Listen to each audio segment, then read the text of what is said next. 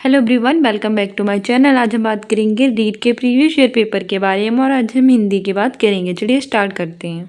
अब हमारा फर्स्ट भाषा हिंदी, यानी आपने अगर फर्स्ट लैंग्वेज रीट में हिंदी ली है तो आपके ये सबसे पहले आपको गद्यांश पढ़ना होता है, फिर आपको आंसर देने होते हैं। 31 से 35 तक के आंसर आपको देने होंगे। सीटेट जैसा ही है, सीटेट में भी आपको गद्यांश पढ़ना होता था, फिर आंसर देने होते थे। अगर सीटेट की तैयारी कर रहे हैं तब ये आपके लिए भी है, क्योंकि जो होता है गद्यांश वो एक दूसरे का टीचिंग में रिपीट होता रहता है। रीट का सीटेट में, सीटेट का यूपीटेट में, यूपीटेट का सीटेट में, रीट में पढ़ लेते हैं, फिर आंसर देंगे। अब तो कंप्यूटरों की सुविधा हो जाने से ना सिर्फ पेज बनाने में सुविधा हो गई है, पहले की अपेक्षा काफ़ी आकर्षक तरीके से साफ सुथरा पेज बनाना संभव हो गया है। यानी कि जब से कंप्यूटर की सुविधा हुई तब से हम सिर्फ पेज बनाना हमारे लिए आसान नहीं हुआ है, लेकिन पहले जैसा जो इतना आकर्षक नहीं बनता था उससे लाख गुना ज़्यादा आकर्षक हम साफ सुथरा पेज बना सकते हैं। बल्कि हम उसे एक स्थान से दूसरे स्थान पर खबरों को भेज सकते हैं और पूरे के पूरे पेज को भेजना हमारे लिए आसान हो गया है। पहले ये सुविधा नहीं थी। अब तो कई अखबारों के पेज दिल्ली में तैयार होते हैं और देश के दूसरे शहरों में भी जस के तस, यानी जैसे के तैसे भेज दिए जाते हैं। इस तरह पूरे देश में एक ही तरह की सासत जाल के साथ अखबार देखे और पढ़े जा सकते हैं। खासकर हर अखबार अपने संपादकीय पृष्ठ इस तरह प्रकाशित करते हैं कि इसी तरह अंग्रेजी अखबार तो अब तैयार कहीं और होते हैं तथा प्रकाशित कहीं और होते हैं। अंग्रेजी अखबार हिंदू ने पहली बार इस तकनीक का इस्तेमाल किया। अंग्रेजी अखबार जो था हिंदू, उसने अपने पहली बार इस तकनीक का इस्तेमाल किया था। वह चेन्नई में तैयार किया जाता था और उसका दिल्ली के आसपास बिकने वाला संस्करण हरियाणा के गुड़गांव में छपता था। अब इस तकनीक का इस्तेमाल लगभग सभी बड़े अखबार करने लगे हैं। ये हमने पढ़ लिया। इसमें हमारा पहला क्वेश्चन है कि रेखांकित एक शब्द आया था बीच में, अपेक्षा, तो इसका अर्थ क्या है? ऑप्शन ए है अनादर करना, दूसरा है आकांक्षा, तीसरा है अस्वीकृत, ऑप्शन डी है अवहेलना। लेकिन इसमें आपको बोनस मार्क्स मिला था, ठीक है। हमारी एक्सप्लेनेशन भी है कि उपयुक्त गद्यांश के अनुसार रेखांकित शब्द जो अपेक्षा है उसका अर्थ होता है आकांक्षा। इसमें बोनस अंक मिले थे। सेकेंड क्वेश्चन है कि निम्नलिखित में से जो भूतकाल है उसका सही उदाहरण क्या होता है? भूतकाल होता है वह जो बीत चुका होता है, वर्तमान है जो चल रहा होता है, भविष्य है जो भविष्य मतलब जो आएगा, ठीक है। तो पहला है कि पूरे के पूरे पेज को भेजना आसान हो गया है। तो मतलब प्रिंटिंग से क्या हुआ है, हमारे कंप्यूटर से क्या आसान हो गया है कि पूरे पूरे पूरे पेज को भेजना आसान। दूसरा है कि अंग्रेजी अखबार को अब तैयार कहीं और होते हैं। थर्ड है पहले सुविधा उपलब्ध नहीं थी। और चौथा है कि अंग्रेजी अखबार हिंदू द्वारा पहली बार इस तकनीक का इस्तेमाल किया जाएगा। ये तो भविष्य में चला गया, इसीलिए ये नहीं होगा। पूरे के पूरे पेज को आसान हो गया आसान, तो वर्तमान की बात नहीं, प्रेजेंट की बात करी गई है। अब तैयार कहीं और होते हैं तो प्रेजेंट की बात है। लेकिन हमसे पूछा क्या है, भूतकाल में, तो ये पहले सुविधा उपलब्ध नहीं थी। देखो भूतकाल का तो यही होगा, थी, जाएगा, ये पास्ट अब की फ्यूचर की बात हो गई है, हो गया या होते हैं, ये प्रेजेंट की बात है, ठीक है। हमारी एक्सप्लेनेशन है कि दिए गए वाक्यों में भूतकाल के वाक्य हैं कि पूरे के पूरे पेज को भेजना आसान हो गया है, पहले ये सुविधा उपलब्ध नहीं थी। अच्छा, मतलब ये कह रहा था पहले भेजना आसान हो गया है, ये तो वैसे भी प्रेजेंट में जाता है, लेकिन फिर भी इसका आंसर सही ऑप्शन सी ही होगा। हमारा नेक्स्ट क्वेश्चन कह रहा है वैसे आयोग ने इसके दो आंसर माने हैं। नेक्स्ट है कि निम्नलिखित में से स्त्रीलिंग है। पहला है कॉफी, दूसरा है काबिल, तीसरा है कपूर और चौथा है कापुरुष। तो बताइए इसमें से कौन सा स्त्रीलिंग है आपका? हिंदी का पूरा पेपर मुझे लगता है बोनस में ही चला गया, क्योंकि उसमें भी बोनस मिला था। लेकिन चलो, जो होता है वो पुल्लिंग में होगा, जो होती है वो स्त्रीलिंग में होगा। मतलब जो स्त्री जाति का बोध कराए वो स्त्रीलिंग, जो पुरुष जाति का बोध कराए वो पुल्लिंग। काफी काफी काफी होता है, ये काम मेरे लिए काफी है, काफी समय लग गया आपको, तो पुल्लिंग में चला जाएगा। तुम मेरे काबिल ही नहीं हो, या मैं तुम्हारे काबिल ही नहीं हूँ, तुम काबिल ही नहीं हो जो ये काम करो, ये भी पुल्लिंग में चला जाएगा। काफूर काफूर हो तुम, और कापुरुष होते हो, इस चारों की चारों पुल्लिंग है, स्त्रीलिंग कोई है ही नहीं। तो इसमें आयोग ने बोनस अंक दिया था, मिला, क्योंकि चारों के चारों पुरुष में है। याद रखना, जो पुरुष जाति का बोध कराए वो पुरुष है, जैसे कि काफी, कपूर, काबिल, कापुरुष। और जो स्त्री जाति का बोध कराए वो स्त्रीलिंग है, जैसे कि माता और नानी, दादी, मोरनी, शेरनी आदि। नेक्स्ट है कि इस तकनीक का इस्तेमाल किया में रेखांकित बहुवचन बदलने पर क्या होगा? ऑप्शन ए है इन तकनीक, ऑप्शन बी है इस तकनीक, ऑप्शन सी है इन तकनीकों, ऑप्शन सी है हम तकनीक। इसका आंसर हो जाएगा ऑप्शन सी इन तकनीकों। ठीक है, इस तकनीक का जब बहुवचन बदलेंगे, एक वचन और बहुवचन क्या होता है? एक वचन जो होता है एक पर बात कराए और बहुवचन होता है बहुत सारी चीज़ों का बात कराए। तो इस तकनीक में एक वचन है, इसको बहुवचन बोलना इन तकनीकों का, मैंने इन तकनीकों का इस्तेमाल किया होगा। ठीक है, एक्सप्लेनेशन भी है कि दिए गए वाक्य में रेखांकित शब्द इस तकनीक को बहुवचन में बदलने पर इन तकनीकों होगा। अब वाक्य होगा कि मैंने इन तकनीकों का इस्तेमाल किया। नेक्स्ट है कि निम्नलिखित में से कौन से शब्द का हिंदी मानक रूप है? ऑप्शन ए है खास, ऑप्शन बी है संभव, ऑप्शन सी है तैयार, ऑप्शन डी है पेज। बोनस अंक इसमें भी मिला था। कई सारे शब्द हैं जिसमें बोनस अंक मिला और इसको इसमें जो हमारा है हिंदी के पेपर, इसमें सबसे ज़्यादा बोनस मिले थे। देखो, खास है, इसका हिंदी मानक रूप खास होगा, संभव का संभव होगा, तैयार का तैयार होगा, पेज का पृष्ठ होगा। आयोग ने इस बोनस में हमें बोनस अंक दिए थे। हमारा जो होगा याद रखना, देखो खास का हिंदी मानक रूप ऐसे खास लिखा जाएगा, संभव को ऐसे, तैयार को ऐसे, पेज को ऐसे पृष्ठ लिखा जाएगा। नेक्स्ट हमारा है कि सावन शब्द का हिंदी शब्द क्या होगा? शुद्ध। देखो इसमें भी हमें बोनस ही मिला, मुझे तो लगता है पूरा हिंदी बोनस में ही चला गया। सावन शब्द का हिंदी शुद्ध रूप है श्रवण, शावन, चावन की श्रावण। दिया गया शब्द जो श्रावण है उसका हिंदी शुद्ध रूप श्रावण है। अन्य विकल्प अशुद्ध है। आयोग ने इस प्रक्रिया में भी हमें बोनस अंक दिए हैं। तो जो हमारा सावन है इसका हिंदी शुद्ध रूप क्या होगा? श्रावण, जो इसमें किया गया ऑप्शन डी में, यानी ऑप्शन डी है तो बिल्कुल सही, लेकिन इसमें भी हमें क्या मिला है? बोनस मिला है। नेक्स्ट है तुम दौड़कर चलते हो, रेखांकित पदबंध का उदाहरण है। ऑप्शन ए है विशेषण, ऑप्शन बी है क्रिया विशेषण, ऑप्शन सी है संज्ञा, ऑप्शन डी है सर्वनाम। तो पदबंध का उदाहरण है तुम दौड़कर चलते हो, तुम संज्ञा तो होगी ही नहीं, क्योंकि संज्ञा और जो हमारे किसी व्यक्ति, वस्तु, स्थान, भाव आदि के नाम को संज्ञा कहते हैं। ठीक है, तो यहाँ पे कोई नाम तो आया नहीं, तो हट गया। जो संज्ञा की विशेषता बताते हैं उन्हें सर्वनाम कहते हैं। जैसे राधा जाती है, तुम जाती, राधा जाती है, राधा संज्ञा होगी, राधा की जगह स्थान पर लगा दो, राधा जाती है, वह खाती है, वह घूमती है, तो वह क्या हमारा सर्वनाम होगा। यहाँ इस तरह से जो तुम है वो सर्वनाम का प्रयोग कर रहा है। ठीक है, तो ये हमारा हो गया सर्वनाम। ठीक है, तुम जो है वो सर्वनाम है। यहाँ पर राधा होता तो संज्ञा होता। संज्ञा और सर्वनाम की जो विशेषता बताते हैं उन्हें विशेषण कहते हैं। जैसे काला घोड़ा, पीला गुलाब, ये सब विशेषण हो गए। ठीक है, और क्रिया विशेषण होते हैं जो क्रिया की विशेषता बताती थी, वो सब तो कुछ है नहीं, तो हमारा डी सही आंसर हो जाएगा। दिए गए रेखांकित शब्द तुम पुरुषवाचक सर्वनाम का उदाहरण है। पुरुषवाचक सर्वनाम पुरुष, स्त्री या वे पुरुष के नाम के बदले होते हैं। इसके 3 बोध होते हैं। उत्तम पुरुष जिसमें मैं और हम आता है, माध्यम पुरुष जिसमें तू, तुम, आप आते हो, अन्य पुरुष जिसमें वह, यह और ये आता है। ठीक है, नेक्स्ट हमारा है कि ठीक न्याय करना अर्थ प्रकट करने वाला मुहावरा है। ऑप्शन ए है दौड़ धूप करना, ऑप्शन बी है दूध का दूध पानी का पानी करना, ऑप्शन सी है दिन में तारे दिखाई देना, ऑप्शन डी है 2 टुक जवाब देना। ठीक न्याय करना यानी कि दूध का दूध और पानी का पानी करना। ठीक है, रामचंद्र ने ऐसा न्याय किया कि दूध का दूध और पानी का पानी हो गया, यानी ठीक से न्याय कर दिया। ठीक है, हमारी एक्सप्लेनेशन भी है कि दूध का दूध पानी का पानी करना मुहावरे का अर्थ है कि ठीक न्याय करना। वाक्य प्रयोग भी होगा कि पूरा केस सुनने के बाद जज साहब ने दूध का दूध और पानी का पानी कर दिया।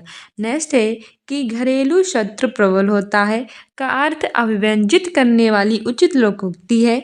ऑप्शन ए है घर का बेदी लंका ढाए, ऑप्शन बी है कंगाली में आटा गीला, ऑप्शन सी है एक मछली सारे तालाब को गंदा करती है, ऑप्शन डी है एक अनार 100 बीमार। घरेलू शत्रु जो होता है, यानी घर का शत्रु जो होता है वो प्रबल होता है, यानी कि घर का भेदी लंका ढाए। ठीक है, घर का भेदी यानी कि जो पता कही गई थी, जब विभीषण था वो भगवान राम के पास चला गया था और उन्होंने क्या किया था, भगवान राम को सारे के सारे भेद बता दिए थे, किसके? रावण के। तो तब से ये प्रचलित हुआ कि घर का भेदी लंका ढाए, यानी घर का जो भेदी होता है, जो घरेलू शत्रु होता है, बहुत ज़्यादा प्रबल होता है। ठीक है, एक अनाज सौ बीमार, यानी एक चीज़ के बहुत ज़्यादा चाहने वाले।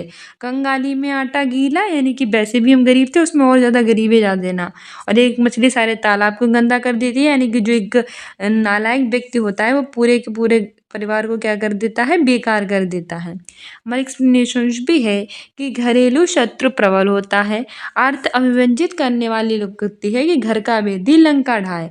वाक्य प्रयोग भी है कि मोहन ने मेरी हर बात विफल कर दी, क्योंकि मेरे भाई ने उसे पहले ही मेरी सारी योजना के बारे में क्या दिया था, बता दिया था। ठीक ही कहते हैं कि घर का भेदी लंका ढाए, यानी कि मेरी सारी की सारी योजनाओं को उसने हटा दिया, क्योंकि उसे पता था कि मेरी योजनाएं क्या हैं, इसीलिए कहते हैं घर का भेदी लंका ढाए। नेक्स्ट है कि कलकत्ते की राजधानी बताओ, इस वाक्य में प्रयुक्त चिन्ह को क्या कहेंगे। तो हमारी ये जो चिन्ह दिया गया है, ये क्या है, किसका चिन्ह है, आश्चर्य है। आश्चर्य वाला तो मुझे दिख ही नहीं रहा है कि कोई आश्चर्य चिन्ह भी होता है, ये आश्चर्य चिन्ह ऐसा नहीं होता है। ठीक है, दूसरा है निर्देशक चिन्ह। निर्देशक चिन्ह तो इस तरह से होते हैं, यानी कि हमें चिन्ह भी पढ़ना है। देखो, आश्चर्य होगा नहीं, निर्देशक भी नहीं होगा, निर्देशक ऐसे होता है। प्रश्न चिन्ह, प्रश्न होता है ऐसे वाला। प्रश्नवाचक चिन्ह वो भी नहीं लिखा है। पूर्ण विराम, ये देखो ये क्या लगा हुआ है, पूर्ण विराम लगा हुआ है। कलकत्ते की राजधानी बताओ, तो इस वाक्य में प्रयुक्त चिन्ह जो है वो पूर्ण विराम है। अगर आपको चिन्ह के बारे में पता है तो बहुत ईजी क्वेश्चन है, क्योंकि हमें पता है प्रश्नवाचक चिन्ह जो होता है वो ऐसे होता है, निर्देशक चिन्ह ऐसे होता है, आश्चर्य चिन्ह भी होता नहीं है इस तरह से। तो ये वाला जो चिन्ह है वो पूर्ण विराम, ऐसा जो चिन्ह होता है पूरा लगता है वाक्य के अंत में पूरी बात कहने के बाद, तो वो होता है हमारा पूर्ण विराम, यानी पूरी तरह से विराम ले लें। अब हम इसके आगे कुछ नहीं बोलेंगे। एक्सप्लेनेशन भी कह रही है कि दिया गया वाक्य कलकत्ते की राजधानी बताओ में चिन्ह पूर्ण विराम है। पूर्ण विराम इस तरह से लगता है, पूरी तरह से रुक जाना या ठहर जाना। जब वाक्य की गति, मतलब हम कह सकते हैं कि पूर्ण विराम होता क्या है, जब हमारे वाक्य की यानी बोलने की गति पूरी तरह से विराम ले ले, विचार के तार एकदम से टूट जाए, नहीं अब इसके आगे में कोई विचार नहीं आएगा, वहां पे होता है पूर्ण विराम, ऐसे करके। क्वेश्चन कह रहा है कि निम्न में से मातृभाषा, राष्ट्रीय जागरण और सांस्कृतिक पुनरुत्थान को जिस शिक्षण विधि से बल मिला है वो है, ऑप्शन ए है डाल्टन विधि, ऑप्शन बी है बेसिक शिक्षा, ऑप्शन सी है किंडरगार्टन विधि और ऑप्शन डी है प्रोजेक्ट विधि। सही आंसर हो जाएगा ऑप्शन बी, बेसिक शिक्षा। ठीक है, जिसमें मातृभाषा और राष्ट्रीय जागरण और संस्कृति पुनरुत्थान को जिससे बल मिला है वो बेसिक शिक्षा है। हमारी एक्सप्लेनेशन भी है कि बेसिक शिक्षा से मातृभाषा, राष्ट्रीय जागरण और संस्कृति पुनरुत्थान को क्या मिलता है, बल मिलता है। ठीक है, मातृभाषा है, राष्ट्रीय जागरण है, संस्कृति पुनरुत्थान है, बहुत अच्छा हो जाता है हमारी बेसिक शिक्षा से। नेक्स्ट है प्राथमिक स्तर के पश्चात पद और कविताओं का चयन करते समय ध्यान रखना चाहिए, यानी कि प्राथमिक स्तर प्राइमरी लेवल में जब हमें पद और कविताएं उनका जब हम चयन करते हैं तो हमें किस चीज़ का ध्यान रखना चाहिए। ऑप्शन ए है कि कविता की भाषा क्लिष्ट होनी चाहिए। ये कविता की भाषा क्लिष्ट हो, गलत हो जाएगा। क्यों, जब हम प्राथमिक स्तर छोटे छोटे बच्चों के लिए ध्यान रख रहे हैं तो एक तो हमें कविता की भाषा बहुत ही सरल और अच्छी होनी चाहिए, ना कि क्लिष्ट, तो ये गलत हो जाएगा। दूसरा है कि कविता जीवन से दूर कृत्रिम होनी चाहिए। अरे कविता जितनी प्राकृतिक हो और जीवन के पास हो उतनी अच्छी है ना, लेकिन इसने जीवन से दूर और वो भी कृत्रिम कर दिया, आर्टिफिशियल, गलत, ये भी गलत है। हमसे पूछा है क्या ध्यान रखना चाहिए, तो पॉजिटिव में आना चाहिए। ठीक है, नेक्स्ट है कि कविता की भाषा कक्षा के अनुकूल हो, यानी कि जिस तरह से हमारा क्लासरूम में उसके अनुसार हो। बिल्कुल सही बात हो, कैसी होनी चाहिए, अगर कविता की भाषा ऐसी होगी कि वो क्लासरूम के अकॉर्डिंग होगी तो बहुत अच्छा रहेगा। चौथा कह रहा है कि कविता कल्पना जगत में विचरण नहीं करती हो। अरे ऐसे कैसे, जब तक जो हमारी कविता है वो कल्पना जगत में विचरण नहीं करेगी तब तक तो कुछ नहीं हो पाएगा ना, क्योंकि देखो कविता का उद्देश्य ही क्या होता है, वो तो प्राकृतिक होती है और कवि कहाँ विचरण करती है, कल्पना जगत से विचरण करती है। तो हमारा सही आंसर हो जाएगा ऑप्शन सी, कविता की भाषा कक्षा स्तर के अनुकूल हो। इसमें क्लिष्ट बोल दिया है इसीलिए गलत हो गया, इसमें जीवन से दूर बोल दिया है कृत्रिम, तो इसीलिए गलत हो गया, इसमें नहीं लिख दिया है इसीलिए गलत हो गया। हमारे एक्सप्लेनेशन भी कह रही है कि प्राथमिक स्तर के पश्चात पद और कविताओं का चयन करते समय यह ध्यान रखना चाहिए कि कविता की भाषा कैसी हो, कक्षा स्तर के अनुकूल हो। ठीक है, नेक्स्ट है कि विद्यार्थी सही ढंग से लिखे और उसके लेखन कौशल में निरंतर विकास हेतु आवश्यक है। यानी कि जो स्टूडेंट्स होता है वो बहुत अच्छे ढंग से लिखें, ठीक है, उनका रिटन स्किल कैसा हो, बहुत अच्छा हो और उसके लेखन कौशल में लगातार विकास होता रहे। इसके लिए क्या आवश्यक है? ऑप्शन ए है कि अध्यापक विद्यार्थी लिपि, शब्द और वाक्य रचना की अशुद्धियों को दूर करते रहें। हाँ, ऐसा कर सकते हैं। अगर लिपि, शब्द और वाक्य रचना की जो अशुद्धियाँ होती हैं, जो गलतियाँ हैं, उनको दूर करते हैं, तब भी हो सकता है। आगे भी देख लेते हैं। सेकेंड है कि अच्छा लेखन करने पर असीमित प्रशंसा की जाए। प्रशंसा करना तो बढ़िया है, लेकिन अगर हम असीमित मतलब किसी को सीमा ही ना हो, इतनी प्रशंसा कर दें तो बच्चे फिर सीख ही क्या पाएगा? वो तो कहेगा मैं तो बहुत अच्छा कर लेता हूँ, टीचर भी बहुत प्रशंसा करता है। बच्चों की एक लिमिट भर प्रशंसा करनी चाहिए, बहुत ज़्यादा प्रशंसा हमें नहीं करनी चाहिए, असीमित नहीं करनी चाहिए। थर्ड है कि विद्यार्थी के साथ सहानुभूति व्यवहार नहीं किया जाए। क्यों नहीं किया जाए बच्चों के साथ सहानुभूति व्यवहार? बच्चों के साथ व्यवहार कैसा होना चाहिए? सहानुभूति यहाँ पे नहीं हो गया, इसलिए गलत हो जाएगा और ये भी गलत हो जाएगा क्योंकि इसमें असीमित हो दिया है। फोर्थ है कि कक्षा में उचित फर्नीचर व्यवस्था की उपेक्षा की जाए। हे भगवान, कितना गलत है। मतलब हमें आंसर खुद ही कह रहा है चीख चीख कर कि मैं आंसर हूँ मैम, मैं आंसर हूँ, क्योंकि हमसे पूछा था कि विद्यार्थी सही ढंग से लिखे यानी अच्छा लिखे और इसका लेखन कौशल और अच्छा हो सके, लगातार उसमें विकास हो सके। तो सबसे अच्छा आंसर यही है कि अध्यापक जो विद्यार्थी की लिपि, शब्द और जो वाक्य रचना है उसकी अशुद्धियों को क्या करता रहे? दूर करता रहे। जबकि असीमित प्रशंसा करना, विद्यार्थी का सहानुभूति व्यवहार नहीं करना, सबकी उपेक्षा करना, उसके फर्नीचर व्यवस्था की, तो ये सब निगेटिव में चले जाएंगे। हमारी एक्सप्लेनेशंस भी कह रही है कि विद्यार्थी सही ढंग से लिखें और उसके लेखन कौशल में लगातार विकास होता रहे। इसके लिए आवश्यक है कि विद्यार्थी लिपि, शब्द और वाक्य रचना की जो अशुद्धियाँ हैं उनको क्या कर सके? दूर कर सके, यानी कि उसको हम दूर करते रहें। नेक्स्ट है कि विद्यार्थी में पठन कौशल विकसित करने हेतु उचित उपाय क्या है?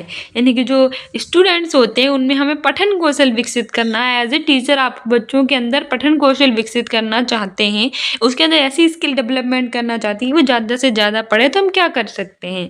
पहला है कि पुस्तकालय से संदर्भित पुस्तक लेने, पढ़ने और अधिगम आवश्यक सामग्री खोज का अवसर दिया जाए। कर सकते हैं, बढ़िया है, पर आगे भी देख सकते हैं। सेकंड है कि अध्यापक के द्वारा अभिप्रेरणा का ध्यान नहीं दिया जाए। देखो, मुझे तो ऐसा लगता है कि पेपर बहुत ईजी होता है, बस हमें उसकी लैंग्वेज अगर समझ में आ गई, मैंने पहले जैसे आपको बताया था, अगर हमें पेपर की लैंग्वेज समझ में आ गई तो हम बहुत अच्छे से पेपर दे सकते हैं। जैसे कि ये वाला हमारा पेपर है, हर क्वेश्चन में निगेटिव पॉइंट आते जाएंगे और हम काटते चले जाएंगे, क्योंकि हमें निगेटिव नहीं, हमें पॉजिटिव ढूंढने हैं जो बच्चों के पक्ष में हों, ठीक है। तो इसने हमसे क्या पूछा है? इसने हमसे ये पूछा है कि पठन कौशल को विकसित करना है तो उचित उपाय क्या, यानी कि पॉजिटिव में पूछा है, लेकिन इसने हमसे सेकंड वाला बोल दिया कि प्रेरणा का ध्यान ना देखा जाए। गलत हो जाएगा, क्योंकि हमें प्रेरणा, मोटिवेशन का ध्यान रखना चाहिए। जब कभी बच्चों को कोई प्रॉब्लम है तो मैं चीख चीख कर उन्हें बता देना चाहिए कि बेटा इस तरह से ये करोगे अपने जीवन में कुछ, मतलब थोड़ा थोड़ा मोटिवेट करते रहना चाहिए, ठीक है। तो पहला दूसरा वाला तो गलत हो गया। थर्ड है कि विद्यार्थी अशुद्धि शब्द उच्चारण की अपेक्षा की जाए, यानी कि अशुद्धि शब्द जो उनका उच्चारण है उसके बारे में उसे ना बताएं। अगर वो अशुद्ध बोलता है तो बोलता चला जाए, हमारा किया जाता है, गलत हो जाएगा। चौथा है कि कक्षा में उचित फर्नीचर की व्यवस्था की उपेक्षा की जाए। पहले वाला जैसा ही है, तो ये भी गलत है, बल्कि हमें पुस्तकालय से संदर्भित पुस्तक लेने, पढ़ने और अधिगम आवश्यक सामग्री खोज का उन्हें क्या दिया जाए? अवसर। ऑप्शन ए सही हो जाएगा। एक्सप्लेनेशन भी है कि विद्यार्थी में पठन कौशल विकसित करने के लिए, अगर हम चाहते हैं कि हमारा बच्चा पढ़े बहुत अच्छे से, तो हम इसके लिए क्या कर सकते हैं कि पुस्तकालय से संदर्भित पुस्तक लेने, पढ़ने और अधिगम आवश्यक सामग्री की खोज का क्या दे सकते हैं? उन्हें ज़्यादा से ज़्यादा उन्हें अवसर दे सकते हैं। नेक्स्ट है कि निम्नलिखित में से मातृभाषा हिंदी शिक्षण की समस्या है, यानी कि इसमें से जो कौन है जो मातृभाषा हिंदी शिक्षण की क्या समस्या है? ऑप्शन है कि देवनागरी लिपि की अवैज्ञानिकता।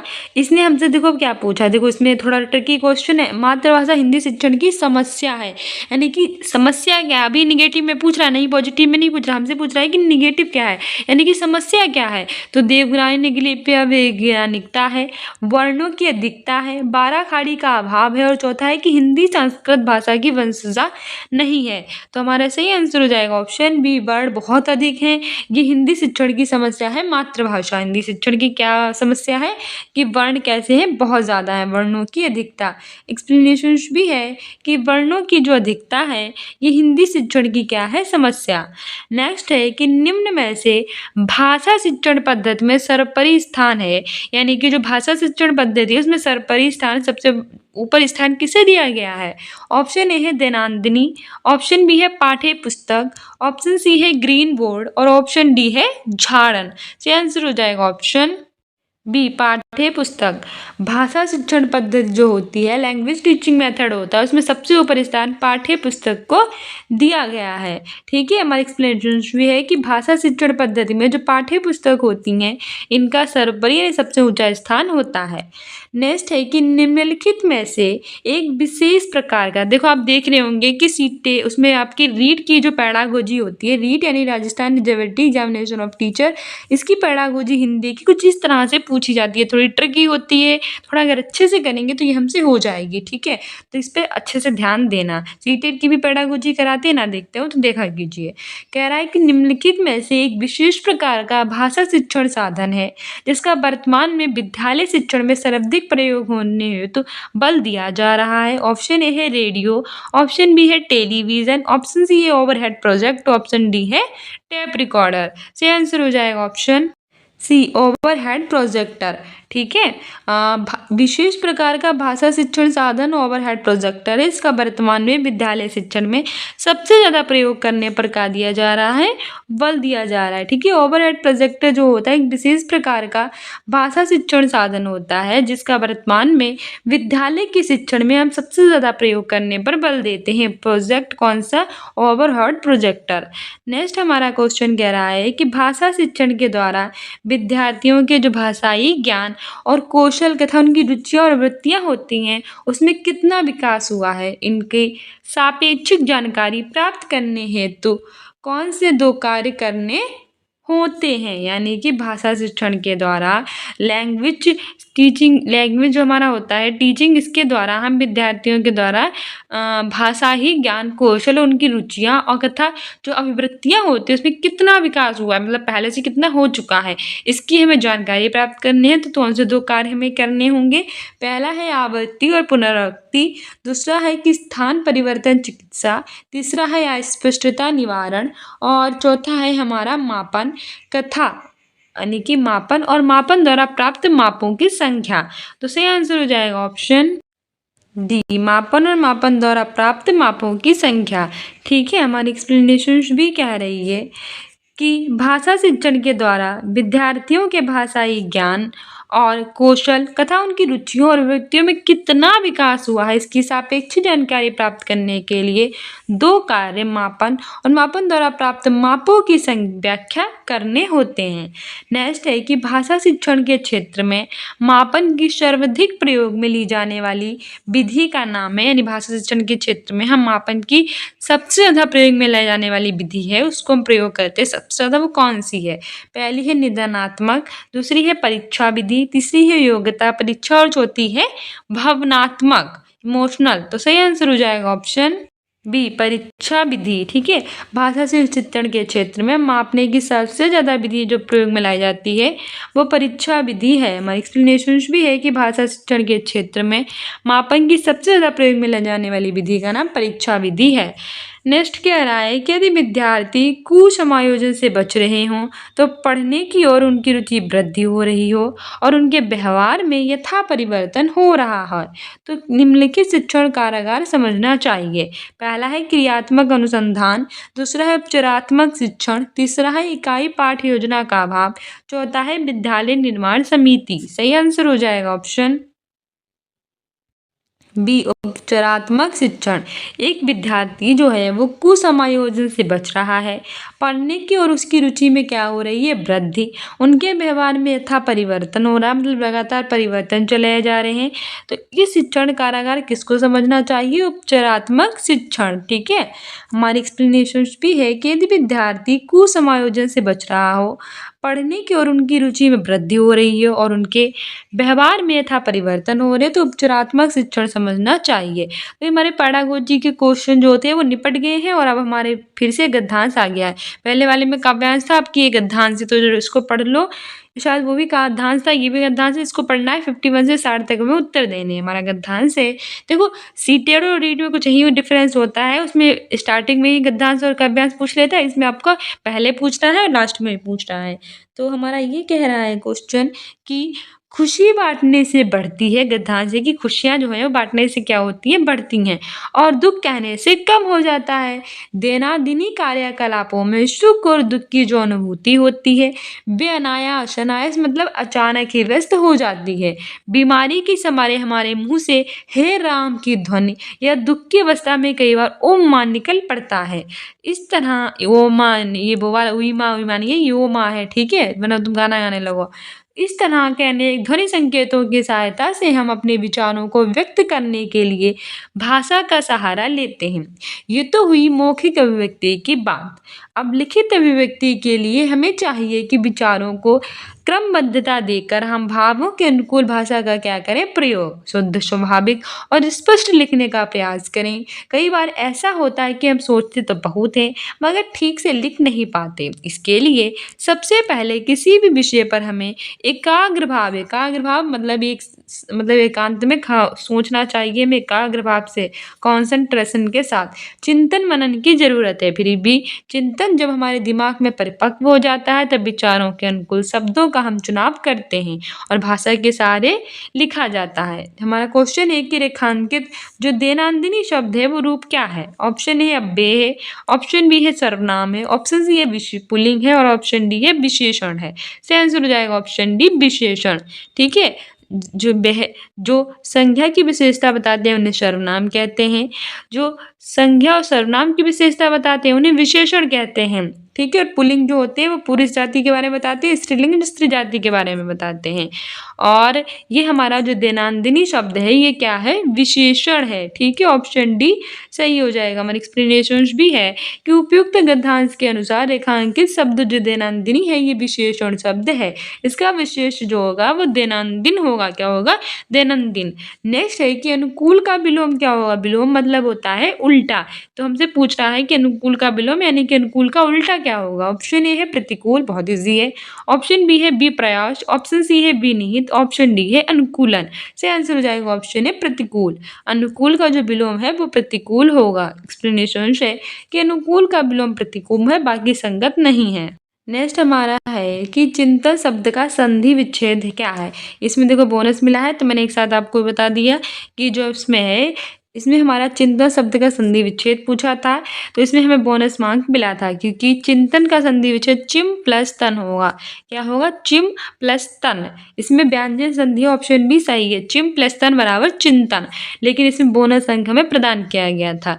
तो याद रखना चिंतन का संधि विच्छेद होगा चिम प्लस तन और व्यंजन, इसमें संधि कौन सी होगी, व्यंजन संधि होगी। नेक्स्ट है हमारा कि अभिव्यक्ति समासिक पद में समास निहित है, यानी कि अभिव्यक्ति में कौन सा समास है। ऑप्शन ए है द्विगु, ऑप्शन बी है अव्ययीभाव, ऑप्शन सी है द्वंद्व, ऑप्शन डी है बहुब्रीहि। ये देखो इसमें हमारा बता रहा है अभि यानी उपसर्ग का प्रयोग होगा। अभि प्लस व्यक्ति अभिव्यक्ति, वह समास जिसमें हमें पहला शब्द उपसर्ग मिलता है तो वहाँ अव्ययीभाव समास होता है। ऑप्शन बी सही हो जाएगा। द्विगु में संख्या बताई जाती है, द्वंद्व में दोनों समान होते हैं, बहुब्रीहि में किसी तीसरे की बात की गई होती है, जैसे कि गणेश है, लंबुआ है, उधर उसका लंबोदर गणेश भगवान के लिए कहा गया है। ठीक है, तो ये सब होता है, गजानन है, ये सब बहुब्रीहि समास होते हैं। द्वंद्व है, माता पिता राम सीता, तो ये द्वंद्व है मतलब समान एक जैसे दोनों के अर्थ निकलते हैं। द्विगु मतलब चौराहा, चार राहों का समूह। ठीक है, तो ये सब होते हैं। लेकिन व्ययभाव जिसमें हमारा पहला पद जो है इसमें उपसर्ग लगा हुआ है, ये भी एक पहचान होती है। हमारे एक्सप्लेनेशन भी है कि दिए गए शब्द जो अभिव्यक्ति है उसमें अव्ययीभाव समास है। जिस समास का पहला पद अव्यय होता है और प्रधान भी होता है उसे हम अव्ययीभाव समास कहते हैं। जैसे कि यथाशक्ति में शक्ति के अनुसार, यथाविधि में विधि के अनुसार, दोनों में हमारा जो है वो उपसर्ग लगा है। ठीक है, इसीलिए और प्रधान भी है और अव्यय का प्रयोग भी हुआ है। नेक्स्ट है कि निम्नलिखित में से तत्सम शब्द है। ऑप्शन ए है दिमाग, ऑप्शन बी है मगर, ऑप्शन सी है अनायास, ऑप्शन डी है मुंह। तत्सम जो होते हैं वो संस्कृत भाषा के शब्द होते हैं और जो संस्कृत भाषा या हिंदी के में हो जाते हैं वो क्या होते हैं, तद्भव होते हैं।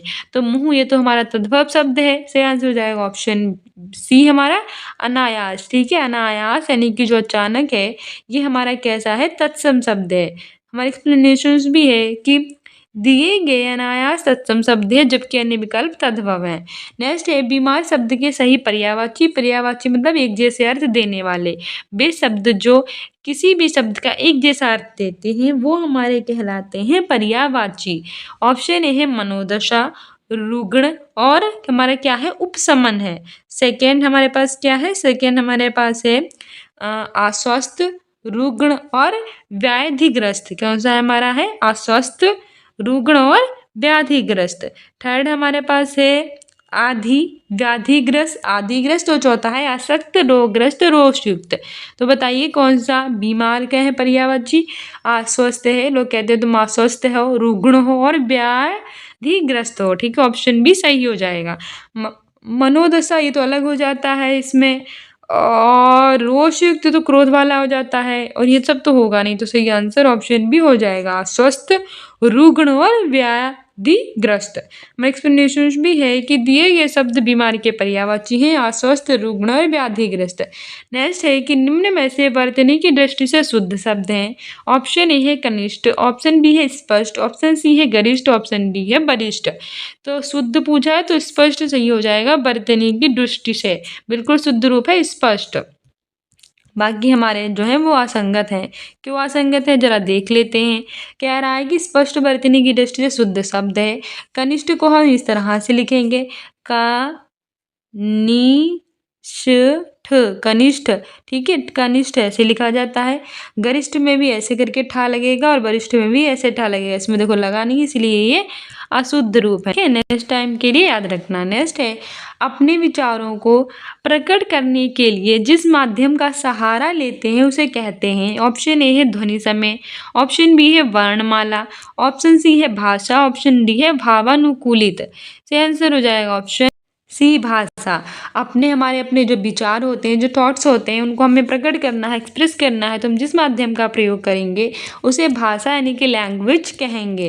एक्सप्लेनेशंस भी है कि अपने विचारों को प्रकट करने के लिए जिस साधन का सहारा लेते हैं उसे लैंग्वेज यानी कि भाषा कहते हैं। नेक्स्ट है निम्नलिखित में से एकार्थी शब्द नहीं है, नहीं पूछा है एकार्थी शब्द जो सिर्फ एक अर्थ देता है। ऑप्शन ए है साथ, ऑप्शन बी है स्वभाव, ऑप्शन सी है शहादत, ऑप्शन डी है सामान। तो इसमें भी हमें बोनस अंक मिला था। क्यों मिला था जरा देख लेते हैं। हमारे एक्सप्लेनेशन है कि दिए गए विकल्पों में स्वभाव तथा साधक एकार्थी शब्द नहीं है जबकि ये अनेकार्थी शब्द हैं।